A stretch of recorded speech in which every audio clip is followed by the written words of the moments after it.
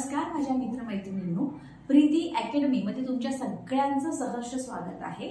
आज आपल्या या व्हिडिओमध्ये आपण कादंबरीचे घटक हा एक टॉपिक बघणार आहोत। ओके, आता या टॉपिक मध्ये आपण काय काय बघणार आहोत की कादंबरीमध्ये कुठले कुठले घटक महत्त्वाचे असते, ज्याप्रमाणे लेखक महत्त्वाचा असतो त्याप्रमाणे त्याचं व्यक्तिचित्रण, कथानक, संवाद ह्या सगळ्या गोष्टी महत्त्वाच्या असतात। ठीक आहे, तर आता आपण एक एक पार्ट बघूया। सुरुवातीला बघा कथानक, कारण की जोपर्यंत हे घटक कादंबरीमध्ये जेव्हा राहतात ना, हे घटक पूर्ण राहतील तेव्हाच ती कादंबरी अतिशय चांगली होऊन जाते, अतिशय सरस दर्जाची ठरते आणि वाचकांच्या ती जास्तीत जास्त जवळची होते है ना, जास्तीत जास्त ती फेमस होते। आता बघा सगळ्यात पहिले कथानक जे आहे ते कादंबरीमध्ये कथानक असते, बिना कथानकाशिवाय ती कादंबरी पूर्ण होऊ शकत नाही। आणि कादंबरीमध्ये व्यक्तिचित्रणाच्या माध्यमातून कथानक हे व्यक्त होत असते। मला माहिती आहे कादंबरीमध्ये कसं असते की जे एखादं व्यक्तिचित्रण आहे तुमचं, त्या व्यक्तिचित्रणाच्या माध्यमातून तुमची कथानक हे व्यक्त होत असते। कथा हा कादंबरीचा काय, कथा हा कादंबरीचा प्राण आहे आणि कथानकामधून निवेदक कादंबरीतील पात्रांचे वागणे, त्यांची कृती सांगते। ओके, त्यामुळे वाचकांना ती काय होते, जवळची वाटते। कारण की काय असते माहितीये का की एक तर काय, कथा कादंबरीचा प्राण आहे आणि कथानकामधून मग निवेदक काय सांगतो, तर कथानकामधून मग निवेदक कादंबरीतील पात्रांचे त्यांची वागणी झाली, त्यांची कृती वगैरे जे काही झालं ते सगळं तो सांगतो। त्याच्यामुळेच काय होते की वाचकांना ती आणखीनच जवळची वाटते। कथानक हेच खरे कादंबरीचा मूलाधार ठरते।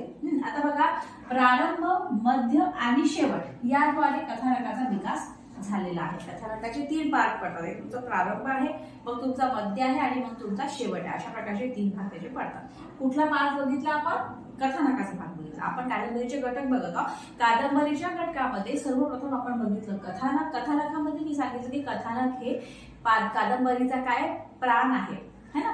आणि कथा यामध्ये काय सांगते, निवेदक काय सांगते की कादंबरीतील पात्रांचे वागणे झाले, त्यांची कृती आहे, हे सगळं त्याला सांगते आणि त्यामुळे काय होते की वाचकांना ती आणखीनच जवळची वाटते है ना। आणि कथानकाचं प्रारंभ, मध्य आणि शेवट याद्वारे कथानकाचा विकास झालेला आहे। हा झाला पहिला घटक। दुसरा घटक आपण बघूया आता, व्यक्तिरेखा।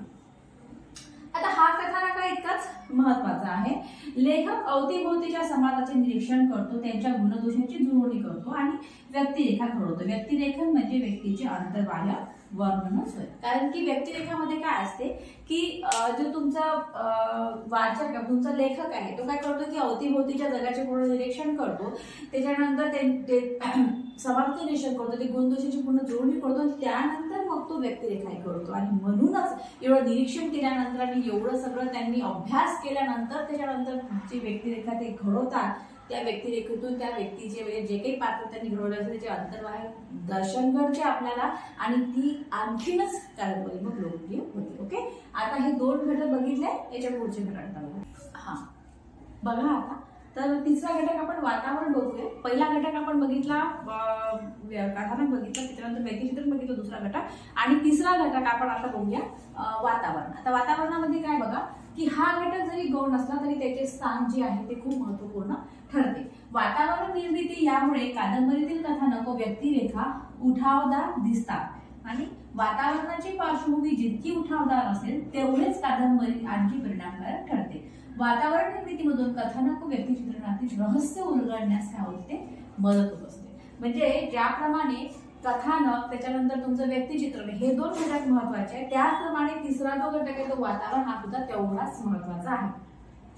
त्यांचं म्हणणं आहे की हा घटक जरी गौण आहे, हा जरी गौण असला तरी त्याचे जे स्थान आहे ते महत्वपूर्ण ठरते है ना। आणि वातावरण निर्मिती यामुळे काय होते की कथानक व व्यक्तिरेखा उठावदार दिसतात। यामुळे वातावरण निर्मिती तुमची जेवढी जास्त चांगली असेल तेवढी कथानक आणि ते व्यक्तिरेखा जास्त उठावदार दिसतात। वातावरणाची पार्श्वभूमी जितकी उठावदार असेल, त्याची पार्श्वभूमी जितकी उठावदार असेल तेवढेच काय होते, कादंबरी आणखी परिणामकारक ठरते आणि वातावरण निर्मितीमधून कथानक आणि व्यक्तिचित्रणामधील रहस्य उलगडण्यास काय होते, मदत होते।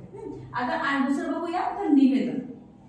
आता निवेदनामध्ये काय बघा, कादंबरीतील कथानक संवाद व्यक्तीच्या मुखातून आस्वादकाला सांगितले जातात, त्या सांगण्याच्या क्रियेला म्हटलं जातं निवेदन। निवेदन कशाला म्हटलं जाते की कादंबरीतील कथानक संवाद व्यक्तीच्या मुखातून आस्वादकाला सांगितलं. व्यक्तीच्या मुखातून म्हणजे कोणाच्या मुखातून? मग ते जे नायक असतात ना कादंबरीमधले, त्यांच्या मुखातून आस्वादकाला सांगितले जातं. आणि या सांगण्याच्या क्रियेला मग तुमचं म्हटलं जातं निवेदन. आणि गतिमान निवेदन हे कथानकाला पुढे जाण्यास मदत करते. जेवढं जास्त गतिमान निवेदन असेल तुमचं तेवढं ते कथानकाला पुढे जाण्यास मदत करते. आणि निवेदनासाठी लेखक भाषेचा माध्यम म्हणून वापर करीत असतो.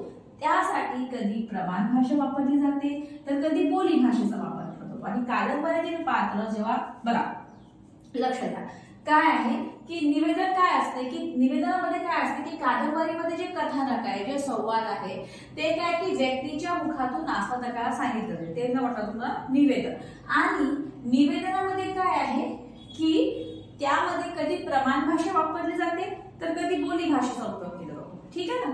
आता कसं आहे या प्रथम पुरुषी निवेदन आणि तृतीय पुरुषी निवेदन असे दोन निवेदनाचे प्रकार आहेत. एक आहे तुमचं प्रथम पुरुषी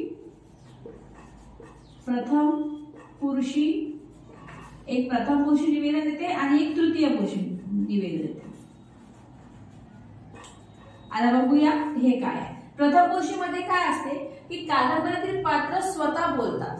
हा तर तेव्हा प्रथम पुरुषी निवेदन होते. जेव्हा कादंबरीमधील पात्र स्वतः बोलतात तेव्हा ते प्रथम पुरुषी निवेदन झालं. आणि तृतीय पुरुषी निवेदन म्हणजे मग आता काय तर त्याच्यामध्ये काय असते की कादंबरीतली कथा म्हणजे जे तुमचे पात्र आहे ते स्वतः बोलत नाही, अदृश्य रूपामध्ये राहते, अदृश्य स्वरूपात सगळं व्यक्त होते. ते आहे मग तुमचं तृतीय पुरुष निवेदन. आपण बघतो ना कधी कधी ते म्हणजे हे तर राहते म्हणजे बोलल्या तर जाते परंतु ते कसं अदृश्य स्वरूपातलं बोलणं असतं. बघतो कधी कधी आपण मालिकामधून वगैरे सुद्धा बघतो या गोष्टी. तर ते तुमचं झालं तृतीय पुरुष निवेदन. ओके. आपण काय बघितलं? वातावरण बघितलं आणि आपण काय बघितलं? निवेदन बघितलं. या अगोदर काय बघितलं आपण? या अगोदर आपण बघितलं कथानक आणि तुमचं व्यक्तिचित्रण. यानंतरचा पार्ट आता आपण बघू. आता बघा भाषाशैली. भाषाशैली पण हा जो घटक आहे हा तेवढाच महत्वाचा आहे. बघूया आपण आता. कादंबरीमध्ये भाषेला पर्यायाने तिच्या विशिष्ट शैलीला महत्व असते आणि त्याचप्रमाणे विचार व भाषा साहित्यातून व्यक्त करण्याचेही ते साधन असते. म्हणूनच व्यक्तिरेखा व वातावरण यांना शोभेल अशी अनुकूल भाषा अभिप्रेत असते. आता बघा कविता, कथा, कादंबरी या सर्वांमध्ये कसं भाषा शैली जी आहे ती वेगवेगळी राहते.